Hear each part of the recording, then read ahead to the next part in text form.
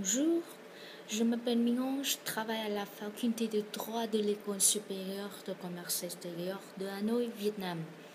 Je voudrais présenter ma candidature pour le séminaire international des jeunes économistes francophones sur l'économie numérique à Montréal, Québec, Canada, pour présenter ma recherche sur le contrat électronique au Vietnam. En fait, vous connaissez sans doute que le Vietnam se trouve parmi les pays très dynamiques en Asie et c'est un pays qui a connu une croissance assez forte dans les technologies numériques. Et là-dessus, il y a des éléments pour développer l'économie numérique ainsi que le commerce électronique au Vietnam. Pourtant, à côté de ces éléments, pour développer l'économie numérique et le commerce électronique au Vietnam, le gouvernement a pensé à construire une base juridique pour le contrat électronique. Pourquoi? Parce que dans toutes les transactions, le contrat en général et le contrat électronique en particulier est une base de la transaction. Et le cadre juridique est une condition, un bon cadre juridique du contrat électronique est une condition pour le bon fonctionnement du commerce électronique au Vietnam, comme dans tous les autres pays. Alors au Vietnam, on a eu la loi sur les transactions électroniques promulguée en 2005. À côté de cette loi, il y a un décret du gouvernement sur le contrat, le commerce électronique, excusez-moi.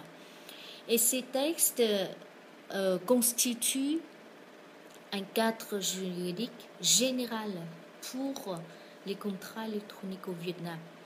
Pourtant, à partir de ma recherche,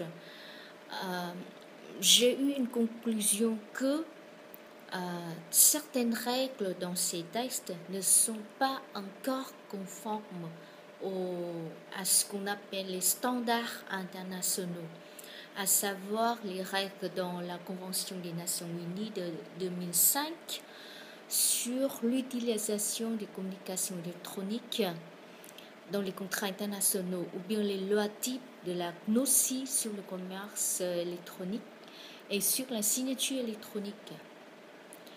Et une mauvaise règle vietnamienne sur les contrats électroniques signifie une perte d'avantages économiques de ce type de transaction, surtout pour les entreprises et notamment les entreprises ayant les transactions avec les étrangers.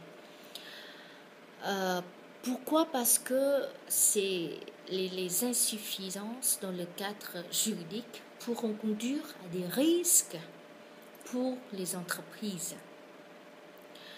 Quels sont ces risques? Ils en sont multiples, par exemple, les difficultés dans la détermination du lieu et du moment de la conclusion du contrat, ou bien tous les problèmes concernant la signature électronique et les risques techniques, les risques technologiques, les conflits de loi, etc. Et ma recherche vise à analyser les règles vietnamiennes pour donner les recommandations, quelles sont les règles à amender, quelles sont les règles à perfectionner pour être plus conforme aux règles internationales.